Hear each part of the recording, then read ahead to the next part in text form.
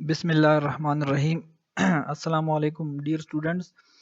आज हम topic discuss करने जा रहे हैं, इक्वेशन डिराइव करेंगे हम।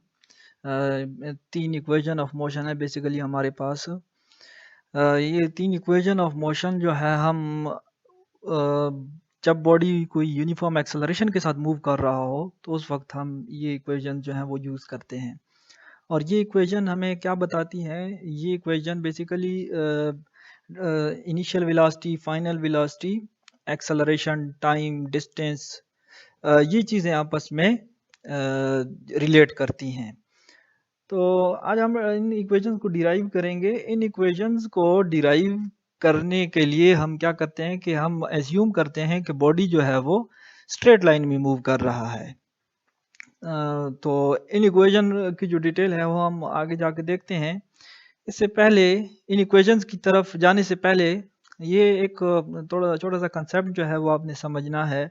ये हमारे पास एक लाइन है, ग्रीन लाइन है, और एक दूसरी लाइन है जो कि दो हिस्सों में तकसीम की गई है। एक हिस्सा जो है वो BC है और दूसरा जो है वो CD है। तो जो ग्रीन लाइन है वो टोटल जो है 10 यूनिट्स के बराबर है। यूनिट्स कोई मीटर, सेंटीमीटर, जो भी आप ले लें। और जो साथ वाली लाइन है दो पोर्शन में, वो एक BC है और एक CD है।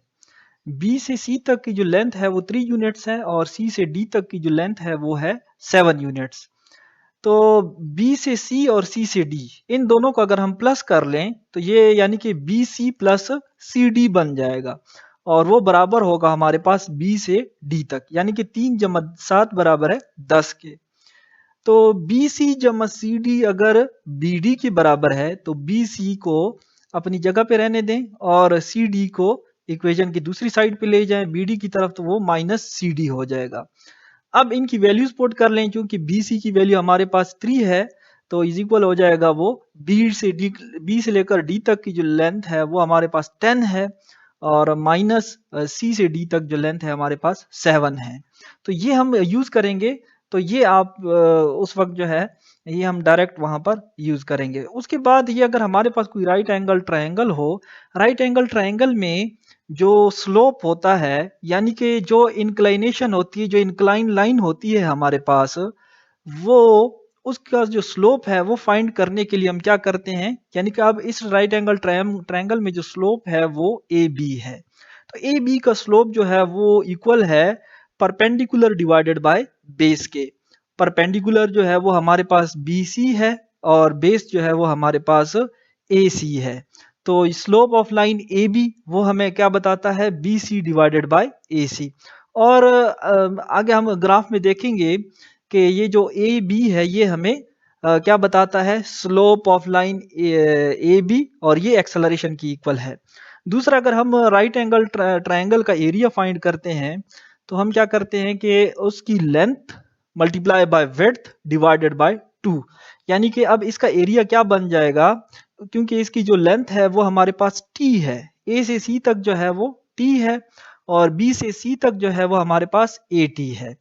तो T multiply by 80 divided by 2, या half into T multiply by 80। तो ये इसका एरिया बन जाएगा इस ट्राइंगल का, जो येलो कलर में आपको नजर आ रहा है। तो ये चीजें हम डायरेक्ट यूज करेंगे, तो वहां पर आपने ये कंसेप्ट जो है वो जहन में रखना है। अब हमारे पास ये एक ग्राफ है। इस ग्राफ में फॉर एग्जांपल कोई एक बॉडी जो है वो किसी एक इनिशियल वेलोसिटी के साथ मूव कर रहा है।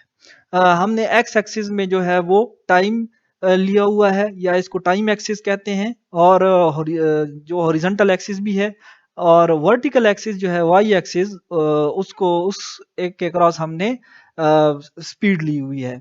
याद रखें कि जो स्पीड है वो हम पहले वीडियोस में भी डिस्कस कर चुके हैं कि स्पीड स्केलर क्वांटिटी है और वेलोसिटी जो है वो वेक्टर क्वांटिटी है। तो किसी एक स्पेसिफिक डायरेक्शन में जो स्पीड होती है उसको हम वेलोसिटी कहते हैं। या स्ट्रेट लाइन मूवमेंट जो है, स्ट्रेट लाइन में अगर कोई बॉडी मूव कर रहा हो तो वो उसकी स्पीड जो है उसको हम वेलोसिटी भी कह सकते हैं। याद रखें कि हर वेलोसिटी जो है उसको हम स्पीड कह सकते हैं, लेकिन हर तरह की स्पीड जो है उसको हम वेलोसिटी नहीं कह सकते। ज़रूरी नहीं है कि वो वेलोसिटी भी हो, क्योंकि अगर स्पीड की कोई स्पेसिफिक डायरेक्शन ना हो तो वो वेलोसिटी नहीं हो सकती, क्योंकि वेलोसिटी वेक्टर क्वांटिटी है, वेक्टर क्वांटिटी की स्पेसिफिक डायरेक्शन होती है, और स्पीड जो है वो स्केलर क्वांटिटी है और उसकी डायरेक्शन नहीं होती। तो यहाँ पर क्योंकि हम स्ट्रेट लाइन मूवमेंट जो है वो डिस्कस कर रहे हैं, तो इस वजह से हम इसको स्पीड भी कहेंगे और वेलोसिटी भी इसको कह सकते हैं। तो एक्स एक्सिस या हॉरिजॉन्टल एक्सिस, इसको हम टाइम एक्सिस कहते हैं, इस डायरेक्शन में हमने टाइम लिया हुआ है, और वाई एक्सिस जो है उस डायरेक्शन में हमने वेलोसिटी ली हुई है। तो ये जो कोई बॉडी है वो स्टार्ट ले लेता है, किसी एक इनिशियल वेलोसिटी के साथ वो मूव कर रहा था, ए से बी तक वो जाता है, और बी पॉइंट पर उसकी वेलोसिटी वी एफ हो जाती है टाइम टी गुजरने के बाद। तो अब उसकी वेलोसिटी में कितना चेंज आया है वो हमें ये जो बी सी लाइन है ये हमें बताता है, गेन इन स्पीड, मतलब कितना जो है उसमें कितना उसमें चेंज आया है, और वो बराबर है हमारे पास ए टी के। क्योंकि अगर स्लोप जो है वो हमारे पास ए बी है, तो वहाँ उस फार्मूले से अगर हम देख लें तो ये जो सामने वाली साइड है बी सी, तो वो हमारे पास ए टी बन जाएगी। यानी कि जो a मल्टीप्लाई बाय नीचे जो बेस है उसको आप मल्टीप्लाई कर लें तो ये हमारे पास ए टी बन जाएगी। जैसे ऊपर वाले फिगर में आप देख लें, नीचे t है बेस में, और सामने जो है वो हमने ए टी लिया हुआ है, और ऊपर जो है हाइपोटेन्यूज वो a है। तो ये जो नीचे फार्मूले है इसमें वैल्यूज पुट कर लें तो आपके पास जो परपेंडिकुलर की वैल्यू आएगी वो ए टी बराबर है slope of line A B, क्योंकि ए के बराबर है तो उसको हम क्रॉस मल्टीप्लाई करेंगे बेस के साथ, बेस टी है तो वो ए इंटू टी हो जाएगा। अब हम इन इक्वेशन की तरफ चलते हैं। उससे पहले ये जो रेक्टेंगल है उसके अपोजिट साइड्स आपस में इक्वल हैं, ओ डी वो उसकी जगह पे हम ए सी भी लिख सकते हैं, क्योंकि अपोजिट साइड्स हैं रेक्टेंगल के वो इक्वल होंगे, और सी डी जो है वो ए ओ ए के बराबर है। ओ से ए तक का जो पोर्शन है वो हमें वी आई बताता है, और ए से ऊपर जो है वो लाइन या जो डॉटेड लाइन आपको नजर आ रही है वहां तक वी एफ है। बी सी जो है वो भी we C point we i को रिप्रेजेंट कर रहा है, और बी पॉइंट जो है वो वी एफ को।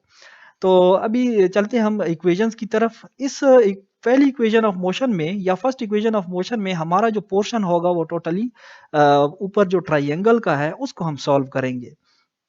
तो सबसे पहले slope of line A B gives the acceleration of a body, ये हमें एक्सेलरेशन बताता है, क्योंकि एक एक्सिस हमारे पास वेलोसिटी की है, दूसरी टाइम की है, तो एक्सेलरेशन क्योंकि change in velocity divided by time होता है, तो चेंज इन वेलोसिटी जो है वो हमारे पास बी सी है। मैंने आपको अभी पहले भी बताया है कि बी से सी तक जो है वो चेंज इन वेलोसिटी जाहिर करता है, change in velocity divided by t, या slope of line A B, इससे पहले हम डिस्कस कर चुके हैं ये फार्मूला कैसे हमने डिराइव किया। Slope of line A B बराबर है perpendicular divided by base, perpendicular हमारे पास बी सी की इक्वल है और बेस हमारे पास ए सी की इक्वल है।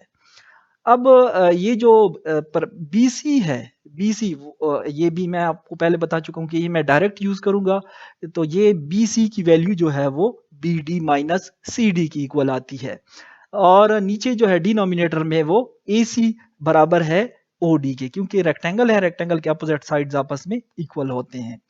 तो बी डी जो है वो सी डी, जो बी डी और सी डी है ये हमारे पास किसकी इक्वल है, बी डी जो है वो हमारे पास वी एफ की इक्वल है, और सी डी हमारे पास वी आई की इक्वल है, और ओ डी जो है वो हमारे पास टाइम की इक्वल है।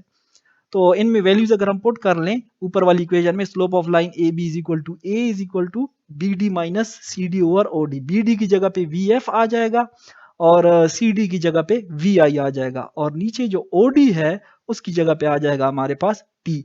अब अगर हम इसको क्रॉस मल्टीप्लाई करें ए को टी के साथ, तो ये a t is equal to v f minus v i, या v f minus v i is equal to a t. अब वी आई को दूसरी साइड पे ले जाएं तो ये हमारे पास बन जाएगा V F is equal to V I plus A T. तो ये हमारे पास फर्स्ट इक्वेशन ऑफ मोशन है। इंशाल्लाह नेक्स्ट वीडियो में हम सेकंड इक्वेशन ऑफ मोशन और थर्ड इक्वेशन ऑफ मोशन जो है वो भी डिराइव करेंगे। अल्लाह हाफिज।